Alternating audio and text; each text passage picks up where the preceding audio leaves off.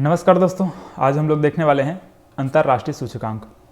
भारत का अलग अलग रैंकिंग जारी होता है, विभिन्न जो सूचकांक है, इंडेक्स है, उन सब में जो रैंक जारी होता है भारत का, ये इसमें सबसे ज़्यादा इंपॉर्टेंट रहता है। ठीक है, भारत का जो स्थान है या फिर भारत का जो रैंक है उसको हमको विशेष करके याद रखना होता है। और इसके अलावा जितना भी जो रैंकिंग है इसमें प्रथम स्थान को किसको प्राप्त हुआ है इसको भी हम लोग देखेंगे, लेकिन फ़िलहाल ये इंपॉर्टेंट नहीं है। और यहाँ पे जारीकर्ता कौन है ये भी एक बार देख लेंगे, फिलहाल ये भी इम्पॉर्टेंट नहीं है। आपसे जो पूछा जाएगा ये भारत का स्थान क्या है ये पूछा जाता है। ठीक है, हर बार ये प्रश्न आता है और इस बार भी मानकर चले ये प्रश्न आएगा ही। मतलब ये इंडेक्स से, मतलब इस वाला जो ये वाला जो वीडियो है इसमें से आपको एक प्रश्न देखने को मिलेगा ही। ठीक है, हमेशा यहाँ से प्रश्न बनता है, इस बार भी आएगा। तो चलिए देखते हैं। तो देखो यहाँ पे क्या है, रिपोर्ट या फिर जो भी सूचकांक है यहाँ पे दिया गया है, जैसे कि आपका वैश्विक जलवायु सूचकांक यहाँ पे, और ग्लोबल मिलिट्री एक्सपेंडिचर इंडेक्स है, और वैसे ही यहाँ पे जलवायु परिवर्तन प्रदर्शन सूचकांक है, वैश्विक प्रतिस्पर्धा क्षमता सूचकांक है। तो इस प्रकार से अलग अलग इंडेक्स दिया हुआ है। इसमें हमारा ये भारत का कितना कितना रैंकिंग है ये दिया हुआ है। इसके बाद इस रैंकिंग में कौन सा देश को प्रथम स्थान प्राप्त हुआ है यहाँ पे ये सब दिया हुआ है। और इसको मतलब ये जो इंडेक्स है या फिर ये सूचकांक है इसको कौन जारी करता है यहाँ पे ये दिया गया है। ठीक है, तो इन सब चीज़ों को हमको याद करना पड़ेगा, लेकिन हम याद तो कर नहीं सकते क्योंकि इतना सारा है। तो हमको क्या करना है, इसको ट्रिक बना करके याद करना है। ठीक है, फिलहाल देखो इसको और इसको अभी ध्यान नहीं देना है। हमको जो भारत का रैंकिंग है इसको कुछ ऐसा ट्रिक बना करके याद करना है कि पूरा का पूरा जो नंबर है वो हमको याद हो जाए। ठीक है, मतलब इसके साथ याद हो जाए। जैसे कि अगर आपको मैं भूख सूचकांक बोलूँ, वैश्विक भूख सूचकांक अगर मैं बोलता हूँ तो आपको 101 दिमाग में आ जाना चाहिए। ठीक है, तो इस तरह से हम लोग इसको याद करेंगे। तो चलिए छोटा मोटा एक कहानी बना करके आपको मैं बताऊँगा तो उसमें आपको याद हो जाएगा। तो देखिएगा, फिलहाल तो ये 2-3 जो सूचकांक है, शुरू के जो 3 सूचकांक है इसको हमको सिंपली ऐसे याद रखना है कि देखो ये जो ग्लोबल मिलिट्री एक्सपेंडिचर है मतलब कि सैन्य खर्च है, सैन्य मतलब जलवायु मतलब सॉरी आपका थल सेना, जल सेना और फिर वायु सेना। ठीक है, 3 प्रकार का सेना, जल थल और वायु, 3 प्रकार का सेना यहाँ पे मैं बता रहा हूँ। और 3 प्रकार के सेना के बारे में आप लोग भी सुने होंगे। तो यहाँ पे 3 जो रैंकिंग है इसको ऐसे ही याद रख सकते हैं। देखो प्रथम स्थान प्राप्त हुआ है यूनाइटेड स्टेट को। ठीक है, प्रथम स्थान यूनाइटेड स्टेट को प्राप्त हुआ है। और सेकंड स्थान मतलब दूसरा स्थान चाइना है। दूसरे स्थान पे कौन है, चाइना है। और तीसरे स्थान पे कौन है, हमारा भारत है। ठीक है, फिलहाल तो ये तीसरा स्थान हमको हमारे लिए इम्पॉर्टेंट है। मतलब कि हमारा जो भारत का जो रैंक है ये हमारे लिए इम्पॉर्टेंट है। मतलब भारत को कितना प्राप्त हुआ है, तीसरा रैंक इसमें प्राप्त हुआ है, इसको आपको याद रखना है। ठीक है, तो ये याद कैसे होगा, हमको ये ध्यान देना है कि सैन्य खर्च बोला है तो मतलब कि सैनिक के बारे में बात कर रहे हैं, मतलब कि जल सेना, थल सेना और वायु सेना, तीनों सेना को याद रखेंगे तो 3 यहाँ पे आ जाएगा। अब इसके बाद देखो क्या बोल रहे हैं, जलवायु जोखिम सूचकांक। ठीक है, जलवायु जोखिम सूचकांक, तो इसको हम लोग ऐसे बना सकते हैं क्या कि देखो जलवायु मतलब कि यहाँ पे जल है तो जल से आप लोग समुद्र इमेजिन करें, और जोखिम बोल रहे मतलब कि अगर 7 समुद्र पार जाएंगे तो जोखिम तो होगा ही। ठीक है, जोखिम कब होगा, जब 7 समुद्र हमको पार करना है, 7 समुद्र पार करते हुए हमको जाना है, वो मतलब बहुत बड़ा जोखिम का काम है। मतलब कि यहाँ पे 7 समुद्र अगर हमको पार करना है तो क्या होगा, बहुत जोखिम भरा काम होगा। ठीक है, तो ये जो वैश्विक जलवायु जोखिम सूचकांक में हमको याद रखना है कि भारत को जो रैंकिंग है कितना है, वो 7वें स्थान पर है। ठीक है, सैन्य खर्च में भारत का रैंकिंग क्या था, तीसरे स्थान पर था। और जलवायु जोखिम सूचकांक में हमारे भारत का रैंकिंग कितना है, 7वें स्थान पर है, याद रखिएगा, बहुत ही इंपॉर्टेंट है ये। अब इसके बाद देखिएगा जलवायु परिवर्तन प्रदर्शन सूचकांक। तो यहाँ पे क्या है, जलवायु परिवर्तन प्रदर्शन सूचकांक है। तो यहाँ पे सिर्फ ये प्रदर्शन को याद रखें। प्रदर्शन में आपको क्या द और स को निकालना है। ठीक है, प्रदर्शन में, ठीक है, देखो यहाँ पे प्र और दर्शन इस प्रकार से ऐसे आपका ये प्रदर्शन बना है। यहाँ पे सिर्फ द और स को याद रखें, यहाँ से 10 को याद रखना है आपको। जलवायु परिवर्तन प्रदर्शन सूचकांक में 10 याद रखना है, और यहाँ पे क्या आ गया, ये 10 आ गया है। ठीक है, और इसके बाद क्या याद रखना है, वैश्विक प्रतिस्पर्धा क्षमता सूचकांक मतलब कि कॉम्पिटिटिवनेस। देखो ये 3 को मैं बताया था, तीनों को हमको अलग तरीके से याद रख लेना है। इन तीनों को ट्रिक आपको समझ में आ गया। अब इसके बाद वाला जो ट्रिक होगा इसमें हम लोग एक कहानी बनाएंगे। कहानी कैसे बनाएंगे, देखो आप लोगों को ये 1943 वाला समय याद रखना है। मतलब कि 1943 मतलब ये क्या हो रहा था उस समय, द्वितीय विश्व युद्ध चल रहा था ना, तो द्वितीय विश्व युद्ध इस समय चल रहा था। मतलब कि लोगों के बीच में क्या था, कंपटीशन था, बहुत ज़्यादा कंपटीशन चल रहा था। तो यहाँ पे देखिए कॉम्पिटिटिवनेस मतलब कि प्रतिस्पर्धा चल रहा था। मतलब एक दूसरे जो देश हैं, बहुत सारे जितने भी देश हैं उनके बीच में जब विश्व युद्ध चल रहा है तो एक दूसरे के बीच में क्या है, प्रतिस्पर्धा है, अभी प्रतिस्पर्धा है। तो यहाँ पे इसको ऐसे याद रख सकते हैं कि 1943, देखो 19 मैं लिखा हूँ, क्यों लिखा हूँ, क्योंकि आपको याद करवाना है। हालांकि 19 का यहाँ पे कोई रिलेशन है नहीं, सिर्फ आपको 43 को याद रखना है। ये जो 43 है, ठीक है, ये क्या है, भारत का रैंकिंग है किसमें, प्रतिस्पर्धा क्षमता सूचकांक में। ठीक है, 43 को हमको कैसे याद रखना है, 1943 याद रखना है आपको। 1943 याद रखेंगे तो 43 आपका याद हो जाएगा। ठीक है, 1943 के दशक में क्या था, इस समय द्वितीय विश्व युद्ध चल रहा था, मतलब कि एक दूसरे के बीच में कंपटीशन था, कंपटीशन चल रहा था, कॉम्पिटिटिवनेस। ठीक है, तो वैश्विक प्रतिस्पर्धा क्षमता सूचकांक, इसमें हमारे भारत का रैंकिंग क्या है, 43वां है। अब इसके बाद देखिए नवाचार सूचकांक, वैश्विक नवाचार सूचकांक, मतलब कि ग्लोबल इनोवेशन, मतलब कि नया नया इन्वेंशन होने वाला है। तो अब क्या होगा, जब द्वितीय विश्व युद्ध खत्म हुआ, मतलब कि 1900 आपको क्या लेना है, 46 लेना है, 1946 लेंगे। तो द्वितीय विश्व जब खत्म हो गया 1945 में, तो जब 1946 का जो समय आया, तो 1946 में क्या हुआ कि नया नया आविष्कार होने लगा। मतलब जो लोग हैं, विश्व युद्ध खत्म होने के बाद क्या हुआ, अब लोग नए नए आविष्कार करने लगे। ठीक है, नए नए चीज़ों का क्या हुआ, आविष्कार हुआ। तो ऐसे इसको याद रखना है, मतलब कि इनोवेशन हुआ। ग्लोबल इनोवेशन क्या है, ग्लोबल इनोवेशन इंडेक्स, तो इसमें क्या है, 46वां स्थान है हमारे भारत का। तो 43 में हमको समझ में आ गया, विश्व युद्ध से याद रख सकते हैं इसको, कंपटीशन चल रहा था। इसके बाद विश्व युद्ध खत्म होने के बाद 46वां में क्या हुआ कि नया नया चीज़ों के इन्वेंशन होने लगा। अब इसके बाद क्या होगा, देखो हमारा देश कब आज़ाद हुआ था, 47 में आज़ाद हो गया। ठीक है, भारत 1947 में आज़ाद हो गया था। जब आज़ाद हुआ, अब इसके बाद देखिए 56 को कैसे याद रखना है। तो देखो आज़ादी से पहले क्या था, आज़ादी से पहले जो भारत के जितने भी लोग हैं उनको कम नौकरी के चांसेस कम मिलता था। ठीक है, जो अंग्रेज हैं वही लोग बड़े बड़े पोस्ट में पहुंच जाते थे। जो IAS रैंक का जो भी पोस्ट है उसमें क्या होता था, अंग्रेज लोग ही बैठते थे। अब क्या हुआ, जब हमारा देश आज़ाद हुआ तो जो टैलेंटेड लोग हैं सिर्फ उन्हीं को नौकरी मिलने लगा। मतलब कि अब टैलेंट को देख करके नौकरी दिया जाने लगा। मतलब कि आज़ादी के बाद क्या हुआ, 1956 याद रखिएगा। ठीक है, 56 को याद रखना है। तो आज़ादी के बाद क्या है, टैलेंट को देख करके नौकरी मिलने लगा, सिर्फ टैलेंटेड लोगों को क्या हुआ, नौकरी प्राप्त हुआ। तो ये टैलेंट कॉम्पिटिटिवनेस, मतलब कि प्रतिभा प्रतिस्पर्धा, प्रतिभा मतलब कि टैलेंट, तो प्रतिभा प्रतिस्पर्धा सूचकांक में हमारा जो भारत का रैंकिंग है वो 56वां है। ठीक है, हमारे भारत का रैंकिंग क्या है, 56वां है। ठीक है, 56 है। यहाँ तक याद हो गया। अब देखिएगा रिश्वत जोखिम सूचकांक, वैश्विक रिश्वत जोखिम सूचकांक। अब देखो रिश्वत, अब जब टैलेंटेड लोगों को यहाँ पे क्या हुआ है, नौकरी मिल चुका है। ठीक है, नौकरी मिल चुका है, मतलब देखो 56 हमारा रैंक मिल चुका है, 56 तक हम लोग पहुँच गए थे, 46 से 56 यहाँ तक पहुँचे थे। अब जब नौकरी मिल चुका है तो क्या होंगे, वो लोग रिश्वत तो लेंगे ही। ठीक है, जितने भी जो गवर्नमेंट जॉब वगैरह में है, हालांकि ऐसा नहीं बोलना चाहिए, सिर्फ याद करने के लिए है, तो लोग क्या करते हैं, रिश्वत लेते हैं। तो याद रखना है आपको।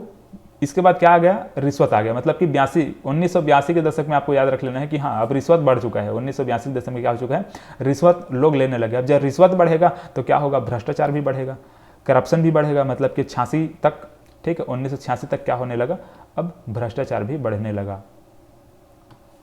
ठीक है, अब क्या हो गया, भ्रष्टाचार होने लगा। तो ये क्या है, करप्शन इंडेक्स। ठीक है, करप्शन परसेप्शन इंडेक्स में कितना है, 86 है। तो रिश्वत जोखिम सूचकांक में हमारा भारत का रैंक 82 है। ठीक है, 82 है। और करप्शन परसेप्शन इंडेक्स में हमारा भारत का जो रैंक है वो 86 है। ठीक है, 86वां है। अब इसके बाद देखिए ये कहानी तो ये हो गया। ठीक, ये किससे, 1900 को अपन लेकर के चले हैं। ठीक है, 1943 से लेकर के 1900 अपन 86 तक इस प्रकार से पहुंचे हैं। 43 में क्या चल रहा था, कंपटीशन चल रहा था, विश्व युद्ध चल रहा था, मतलब कंपटीशन था, प्रतिस्पर्धा सूचकांक हम लोगों ने देखा। 46 में हम लोगों ने क्या देखा, नया नया इन्वेंशन हो लगेगा, नवा सूचकांक हम लोगों ने देखा। 56 में क्या देखा, प्रतिभावान जो लोग हैं सिर्फ उन्हीं को नौकरी मिलने लगा। हमारा देश आज़ाद जब हुआ उसके बाद, तो प्रतिभावान मतलब प्रतिभा प्रतिस्पर्धा सूचकांक हम लोगों ने देखा। इसके बाद 82 क्या देखा कि रिश्वत बढ़ने लगा। रिश्वत जोखिम सूचकांक में हमारा भारत का रैंक कितना है, 82 है। मतलब कि रिश्वत लेने लगे, जो नौकरी मिल चुका था वो लोग अब क्या है, रिश्वत ले रहे हैं।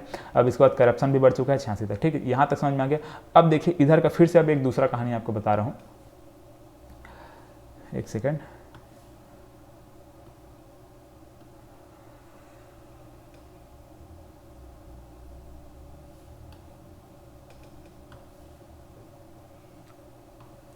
अब देखो वहाँ तक तो हो गया। अब इसके बाद एक छोटा सा कहानी और याद रखना है। कहानी ये है कि देखिए एक बच्चा, ठीक, कितने साल का, 1 साल का, कितने साल का है वो अभी, 1 साल का बच्चा है और वो बहुत भूखा है, ठीक है, क्या है अभी, बहुत भूखा है। तो भूख सूचकांक में हमारा भारत का रैंकिंग कितना है, 101 है, ठीक है। वैश्विक भूख सूचकांक में हमारा भारत का रैंकिंग कितना है, 101 है। अभी 1 साल का है और बहुत वही भूखा है। और क्या होगा जब 19 साल का हो जाएगा, ठीक है, 1 से क्या हो चुका है, यहाँ पे 19 हो चुका है, तो जब 19 साल का होगा तो अपने घर से भाग जाएगा, मतलब कि घर से भागेगा मतलब पूरा फ्री हो जाएगा, दुनियादारी सबसे क्या हो जाएगा, वो पूरा फ्री हो जाएगा, ठीक है। तो ये ह्यूमन फ्रीडम इंडेक्स में हमारे भारत का रैंकिंग 119 है, ठीक है, ऐसे याद रखना है।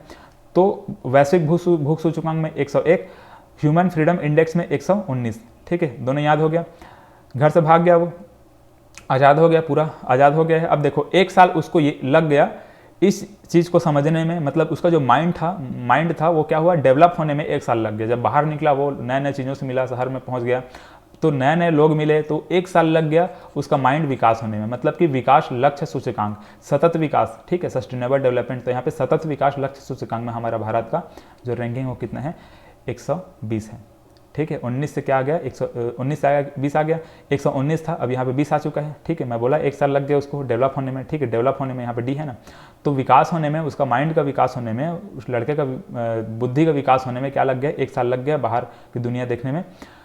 तो यहाँ तक समझ में आ गया, ठीक है। सतत विकास लक्ष्य सूचकांक में क्या है, 120वां रैंक है। अब इसके बाद देखिएगा वैश्विक आर्थिक स्वतंत्रता सूचकांक। अब जब वो 21 साल का हुआ तब वो बच्चा क्या करने लगा, देखो उसका माइंड यहाँ तक डेवलप हो चुका है। कब, सतत विकास सूचकांक हम लोग देखे हैं, मतलब 20 साल तक क्या हो चुका है, उसका माइंड डेवलप हो चुका है। अब 21वां साल जब पहुंचेगा तो क्या होगा, वो उसका माइंड जो डेवलप हो चुका है अब क्या करेगा, पैसा कमाएगा। पैसा कमाएगा, क्या होगा, आर्थिक रूप से स्वतंत्र हो जाएगा, मतलब कि पैसे की जो टेंशन पहले होता था वो पैसा का टेंशन अब नहीं रहा, मतलब इकोनॉमिक वो फ्री हो जाएगा, इकोनॉमिक फ्रीडम उसको मिल जाएगा अब 21 साल की उम्र में, ठीक है। मतलब कि आर्थिक स्वतंत्रता सूचकांक में हमारा भारत का जो रैंकिंग है वो 121वां है, ठीक है। तो यहाँ तक हम लोग क्या समझे, एक बच्चा था 19 साल की उम्र में क्या हुआ, वो घर से भाग गया, फ्री हो गया। 20 साल की उम्र में उसका माइंड डेवलप हो चुका है, मतलब कि सतत विकास सूचकांक है, डेवलपमेंट इंडेक्स, ठीक है, ये सस्टेनेबल डेवलपमेंट। और इसके बाद ये क्या, वैश्विक आर्थिक सूचकांक, मतलब कि पैसा कमाने लगा 21 साल की उम्र में, ठीक है, इकोनॉमिक फ्रीडम हो गया। तो 121वां कौन है, ये इकोनॉमिक फ्रीडम इंडेक्स में है, ठीक है, हमारे भारत का रैंकिंग। अब इसके बाद वैश्विक शांति सूचकांक, जब पैसा इसे कमाने लगा, बढ़िया सुख शांति से जिंदगी जीने लगा, तब क्या होगा, अब शांति की प्राप्ति हो जाएगी। 35 साल की उम्र तक पहुंचते पहुंचते बहुत सारा पैसा कमा के रख लिया वो, अब पैसा कमा कितना रख लिया कि बहुत शांत है, वो कुछ नहीं कर रहा है, एकदम शांत रूप से वो बैठा हुआ है 35 साल की उम्र में, ठीक है। 135वां स्थान है कौन, किसमें, हमारे भारत का रैंकिंग, मतलब हमारे भारत का स्थान 135वां है, किसमें, वैश्विक आर्थिक सूचकांक में, सॉरी वैश्विक शांति सूचकांक में। वैश्विक शांति सूचकांक में हमारा भारत का रैंकिंग कितना है, 135वां है, ठीक है, यहाँ तक याद हो जाएगा। अब देखिए और क्या होता है, अब 39, ठीक है, 139 क्या है, हैप्पीनेस। अब जब पूरा शांति मिल चुका है, 35 की उम्र में वो पूरा शांत हो चुका है, अब क्या होगा, उसको इतनी खुशी की प्राप्ति होती है, मतलब हैप्पी रहता है, खुशी रहता है। 39 की उम्र तक वो क्या रहता है, खुशी रहता है। लेकिन अब क्या होता है, जैसे ही वो 40 पहुँचता है, ठीक है, 40 की उम्र जैसे ही पहुँचता है, 39 तक तो खुश था, अब जैसे ही 40 पहुँचता है उसको लगता है कि जेंडर गैप, देखो यहाँ पे जेंडर गैप है, मतलब कि उसको ये लगने लगता है कि अरे अभी तक मैंने शादी किया नहीं है, ठीक है, अभी तक मैंने शादी किया नहीं है, ऐसा उसको अब लगने लगता है, उसको शादी होना चाहिए था। मतलब कि देखो ये लड़का है, उसके एक ऑपोजिट जेंडर वहाँ पे होना चाहिए, लड़की होना चाहिए। तो यहाँ पे ग्लोबल जेंडर गैप इंडेक्स याद रखेगा, 140वां रैंक है हमारे भारत का, मतलब कि भारत का रैंकिंग किसमें, ग्लोबल जेंडर गैप इंडेक्स में हमारे भारत का रैंकिंग कितना है, 140वां है। अब इसके बाद क्या होता है, यहाँ पे तो लड़का पछताने लगा था ना, 40 की उम्र में पछता रहा था कि मैंने शादी नहीं किया है, लड़की एक होनी चाहिए था, जेंडर गैप उसको समझ में आ गया। अब 42 के उम्र में बेचारा क्या करेगा, अब तो शादी हो नहीं सकता, 40 की उम्र में कौन शादी करेगी, शादी तो होगा नहीं। 42 की उम्र में बेचारा क्या करता है, अखबार पकड़ के चुपचाप पढ़ने के लिए बैठे रहता है, ठीक है। अब पछताते हुए क्या करते हैं, अखबार पकड़ के, और कुछ काम है नहीं, पैसे से सब कमा लिया, शादी तो हुआ नहीं है, अखबार पढ़ के बैठे रहता है दिन भर, ठीक है। तो ये क्या है, प्रेस फ्रीडम इंडेक्स। तो इतना हमको याद रखना है, ठीक है। ये बच्चे की कहानी, इससे पहले हम लोगों ने क्या 1900 दशक वाली जो कहानी है उसको हम लोगों ने समझा।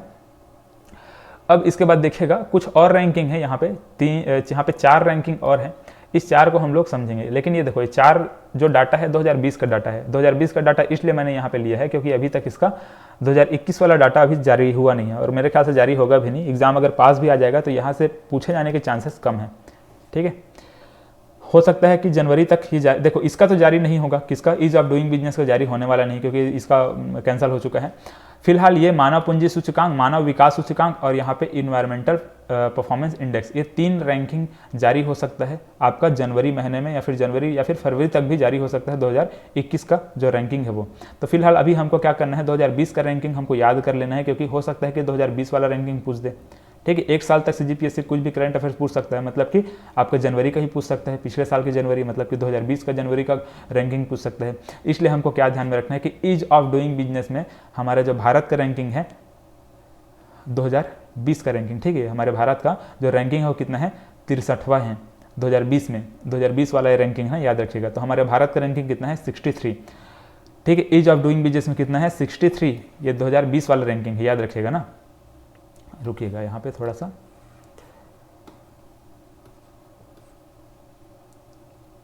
देखो ईज ऑफ डूइंग बिजनेस में हम लोगों ने क्या समझा, हमारे भारत का रैंकिंग क्या है, 63वां रैंक है। और इसके बाद मानव पूंजी सूचकांक में हमारे भारत का रैंकिंग कितना है, 116 है, 2020 का डाटा ये भी है। मानव विकास सूचकांक में हमारे भारत का रैंक कितना है, 131वां है। इन्वायरमेंटल परफॉर्मेंस इंडेक्स में हमारे भारत का रैंकिंग कितना है, 168 है। ठीक है, इसके अलावा एक चीज़ और याद रखिएगा, यहाँ पे करप्शन इंडेक्स हम लोगों ने देखा, करप्शन परसेप्शन इंडेक्स हम लोगों ने देखा था, यहाँ पे कहाँ पे, यहाँ पे। तो ये वाला डाटा भी आपका क्या था, 2020 वाला ही डाटा था, लेकिन ये 2020 का ही डाटा हमको याद रखना पड़ेगा, क्योंकि इसका जो रैंकिंग है करप्शन इंडेक्स को बहुत लेट से आता है। हो सकता है कि 2021 वाला जो डाटा है 2022 में ऐसा टाइप का चलता है, मतलब बहुत लेट से चलता है, इसलिए हमको इसी को याद रखना है, किसको, ये करप्शन इंडेक्स में हमको 2020 का ही डाटा याद रखना है, कितना है, 86वां हम लोगों ने देखा था। ठीक है, चलिए, तो ये जो 4 और अलग मैं रैंकिंग आपको बताया हूँ, इसको हमको ध्यान में रखना है। ठीक, कौन कौन सा रैंकिंग बताया हूँ, ईज ऑफ डूइंग बिजनेस बताया हूँ, ठीक है, ईज ऑफ डूइंग बिजनेस, मानव पूंजी सूचकांक, मानव विकास सूचकांक, इन्वायरमेंटल परफॉर्मेंस इंडेक्स। ठीक, इसमें 63, इसमें 116, इसमें 131वां, इसमें 168। तो ये चारों को आपको और अलग से याद रखना है। इसमें कुछ अगर ट्रिक वगैरह बनता है तो आप लोग इसको बना करके याद रख सकते हैं। चलिए, फिलहाल देखो इसका अब रैंकिंग नहीं आने वाला, किसका, ये ईज ऑफ डूइंग बिजनेस का रैंकिंग नहीं आने वाला, इसीलिए यहाँ पे देखो कट का निशान लगा हुआ है। तो ठीक है, चलिए आगे देखते हैं। देखो अब यहाँ तक तो हम लोगों ने किसका किसका रैंकिंग, कितना कितना क्या क्या है हम लोगों ने समझा। अब इसमें देखिएगा कौन सा देश प्रथम है, इसको याद रख लीजिएगा। ठीक है, हालांकि इंपॉर्टेंट नहीं है, लेकिन एक एक बार आपको देख लेना है। तो देखो स्विट्जरलैंड है इसमें, प्रतिस्पर्धा क्षमता सूचकांक में, प्रतिस्पर्धा क्षमता सूचकांक में आपका स्विट्जरलैंड है। इसके बाद आपका नवाचार सूचकांक में फिर स्विट्जरलैंड है, और फिर से आपका टैलेंट इंडेक्स में भी स्विट्जरलैंड है। इसमें हम लोगों ने क्या देखा था, सैन्य खर्च में यूनाइटेड स्टेट प्रथम पर है, और इसके बाद यहाँ पे करप्शन इंडेक्स में क्या देखा था, डेनमार्क प्रथम स्थान पर है, और फिर यहाँ पे सिंगापुर इकोनॉमिक फ्रीडम इंडेक्स में सिंगापुर है। ठीक है, बहुत धनी राज्य है, इसलिए क्या है, इकोनॉमिक फ्रीडम इंडेक्स में ये आपका सिंगापुर आगे है। इसके बाद क्या है, आइसलैंड है, किसमें, शांति सूचकांक में। ठीक है, दिमाग में सिर में अगर बर्फ डालेंगे तो क्या मिलता है, शांति मिलता है ना, तो इसलिए आइसलैंड ऐसे याद रख सकते हैं। शांति सूचकांक में कौन है, आइसलैंड प्रथम स्थान पर है। अगर सिर में अगर बर्फ डाल दें तो थोड़ा शांति मिल जाती है, तो ये आइसलैंड ऐसे याद रख सकते हैं। इसके बाद फिनलैंड किस में है, हैप्पीनेस में है। ठीक है, हैप्पी फीलिंग हो रही है। ठीक है, फिनलैंड में क्या है, हैप्पीनेस इंडेक्स में प्रथम स्थान पर है। और इसके बाद फिर से ये आइसलैंड किस में है, जेंडर गैप इंडेक्स में है।